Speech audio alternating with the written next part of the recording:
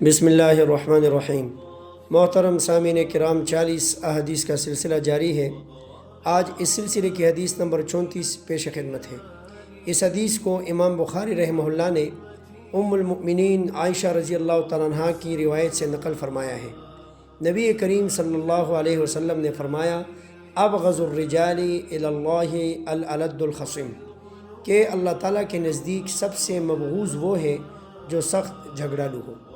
سامعین کرام، ایک وہ جھگڑا ہے جو حق اور دین کی بات کو ثابت کرنے کے لیے کیا جاتا ہے، یہاں وہ مراد نہیں۔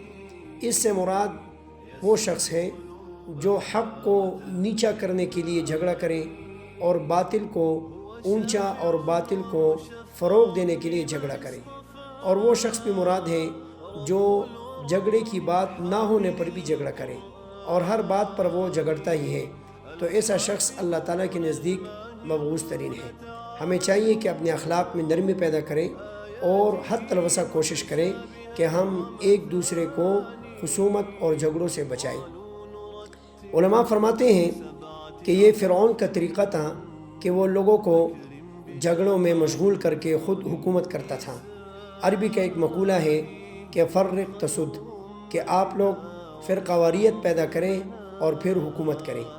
اسی طرح عرب کا ایک مقولہ ہے کہ اذا اصطلح الخصمان فما بال النظارہ، کہ جب جھگڑنے والے آپس میں صلح کر لیں گے تو پھر دیکھنے والوں کا کیا حال ہوگا۔